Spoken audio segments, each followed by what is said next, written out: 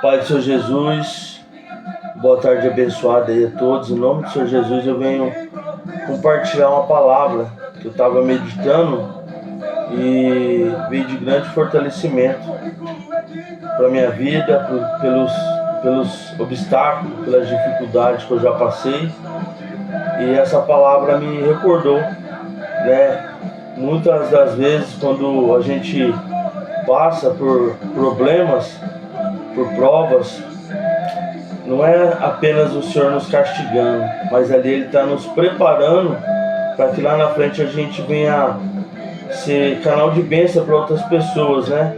E fortalecer também pelo nosso testemunho e experiência.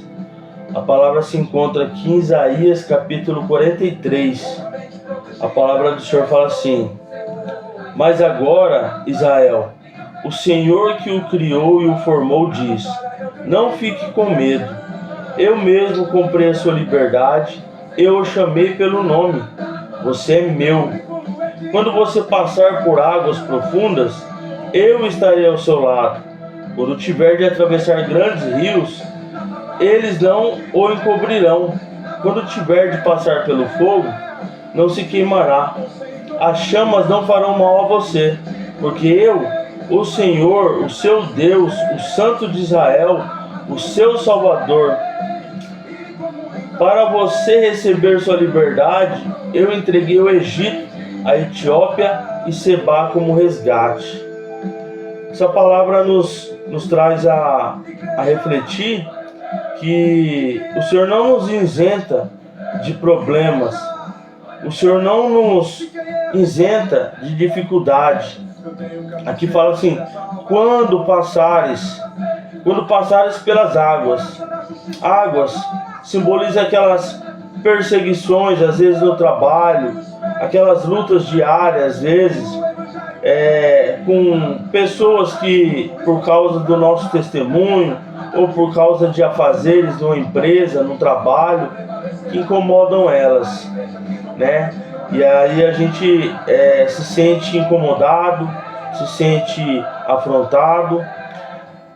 Eu estarei ao seu lado. Quando tiver de atravessar grandes rios podemos refletir que pode ser aquelas lutas espiritual, batalha contra o nosso eu, batalha contra as tentações do dia a dia, né? Seja um pecado, seja uma ira, seja algo que desagrada o Senhor, que às vezes a gente tem que batalhar dentro de nós contra o nosso próprio eu, para que a gente não venha cair na tentação. Então o Senhor nos dá respaldo e base que Ele vai estar conosco. Ele não fala assim: se caso vocês passar. Então a gente vai passar por situações que o Senhor já está dando garantia de que Ele vai estar conosco, para que a gente não venha desanimar, achar que Ele esqueceu da gente, achar que a gente está abandonado, achar que não tem mais jeito. Para o homem às vezes não tem mais jeito, mas para Deus, dentro da justiça dEle e pelo poder da palavra, Ele pode tudo. Aí continuando, fala assim: quando tiver de atravessar grandes rios, eles não encobrirão. Quando tiver de passar pelo fogo, não se queimará, chamas não fará mal a você.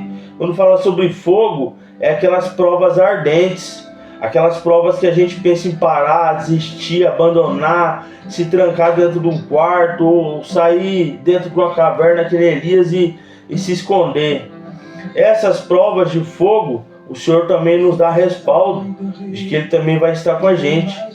Ele nos dá a garantia de que Ele já preparou um escape, né? A palavra fala assim que a gente Deus não permite que a gente seja tentado mais do que a gente pode suportar. Junto com a tentação, Ele já envia um escape.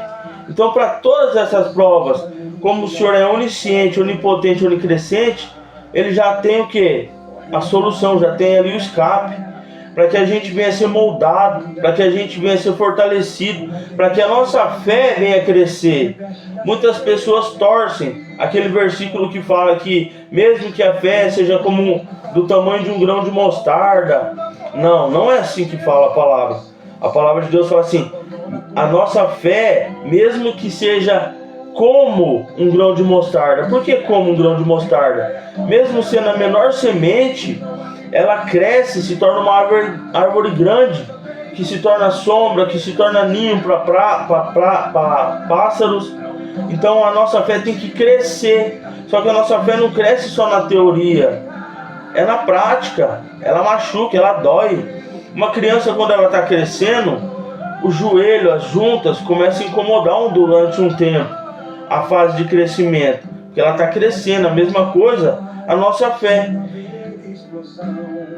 Base, ramificando essa palavra, lá em Daniel capítulo 3, o versículo 13, a palavra do Senhor fala sobre 3 homens de fé, que mesmo perante a ameaça de morte, de ser lançados dentro de uma fornalha de fogo, eles permaneceram fiel, porque eles tinham o quê? A fé naquilo que Deus podia fazer, dar livramento. Mas mesmo assim eles ainda falaram assim: e mesmo que Deus não fazer, eu creio que vai ser a melhor vontade, vai ser a melhor situação. Fala assim, aqui em Daniel capítulo 3, versículo 13, fala assim: então Nabucodonosor ficou furioso e mandou seus servos trazerem Sadraque, Mesaque e Abidnego perante ele. É verdade, Sadraque, Mesaque e Abidnego, perguntou o rei Nabucodonosor, que vocês se recusam a servir os meus deuses e adorar a estátua de ouro que eu mandei construir? Vou dar mais uma oportunidade a vocês. Quando a música da trombeta, da flauta, da cítara, do saltério, da flauta dupla e de todo tipo de instrumento for tocada, se vocês se curvarem e adorarem a estátua, nada lhes acontecerá. Mas se vocês não fizerem isso, serão jogados imediatamente na grande fornalha acesa. E qual é o Deus que vai poder livrar vocês das minhas mãos? Isso era na época onde Nabucodonosor ainda estava meio que na ignorância, né? Porque ali ele conhecia vários falsos deuses, mas para Sadraque, Mesaque e Abidnego só tinha um Deus verdadeiro, e era o Deus que eles apoiavam a força, a fé perante as lutas, prova, dificuldade. Imagina, numa nação idólatra, pagã, imoral, eles permanecerem fiel. É uma prova que eles passaram ali porque eles criam, e ali o Espírito Santo de Deus, do Senhor, dava essa força para eles, dava essa fé, essa graça, para eles permanecerem naquilo.